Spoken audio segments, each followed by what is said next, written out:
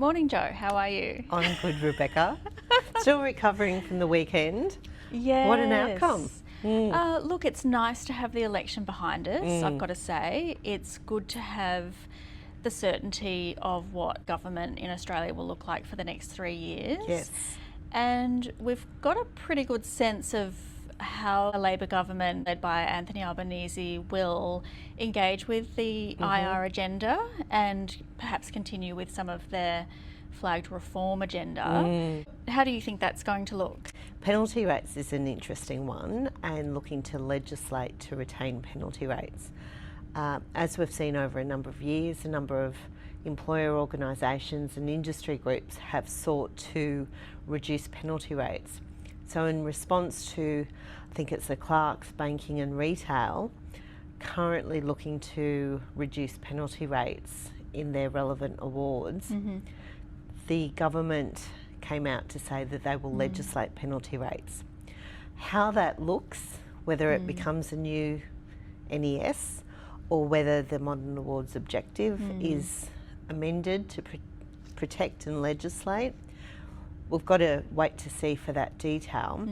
But I will mention that back in 2014 through to 2017, I was part of the project team that worked on reducing penalty rates in the hospitality award. Of course. So when I was with the QHA and was on the national AHA committee, there's a lot of positive arguments for a reduction in penalty rates because of the changes in society, consumer expectations.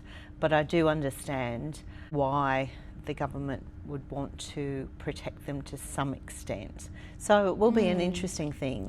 Yeah, I think it's an interesting angle for it to be dealt with by legislation. Yes. So what we're probably talking about, and you've alluded to, is amendments to the Fair Work Act to enshrine in the National Employment Standards the possibly the penalty rates. Yes. And so what that does is undermine when it comes to organisations engaging in bargaining, and particularly if they're wanting to offer higher rates that are perhaps loaded to deal with penalty rates. Sort of just removes one of those levers that employers can use to tailor some of the award arrangements to their businesses. So there are two sides to the coin here. It will be interesting to see how that plays out, and we'll be watching that with interest and engaging with our clients who are in those industries around how that might impact them. What I will add to that is the penalty rates differ in awards,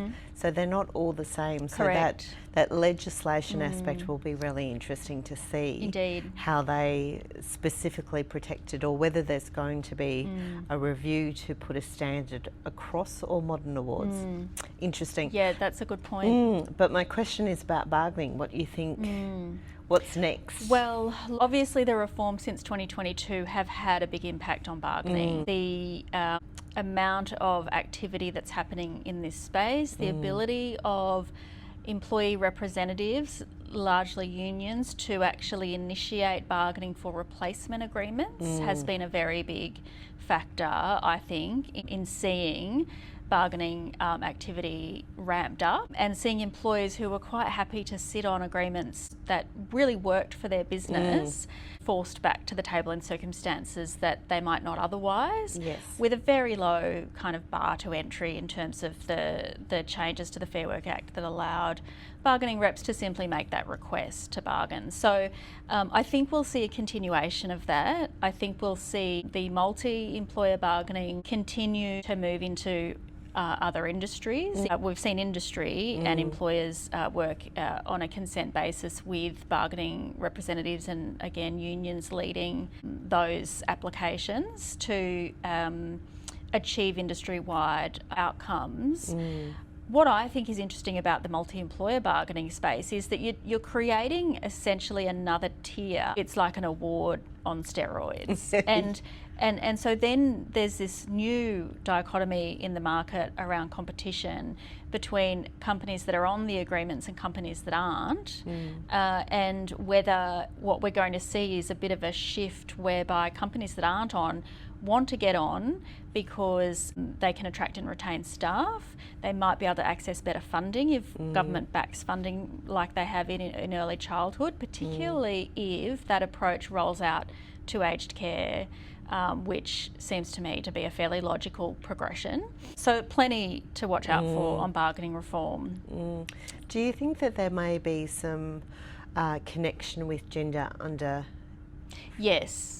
Yeah. I think that's right. Yeah. Yes. We're still seeing some more happening in that space from the Fair Work Commission's perspective, but the government has said that it is going to work closely with the Commission with the results that come out of that. And I just wonder whether we'll see that flow on to potential multi-employer agreements in those industries from the 5 awards that the Commission's looking at.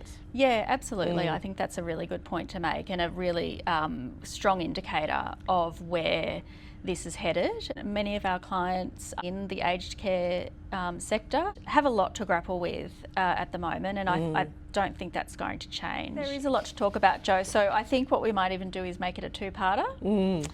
You're about to go on leave though, so I might have to find a special guest for our next instalment. Well, I will be waiting to watch that. Excellent. Well, enjoy the Netherlands. Thank you.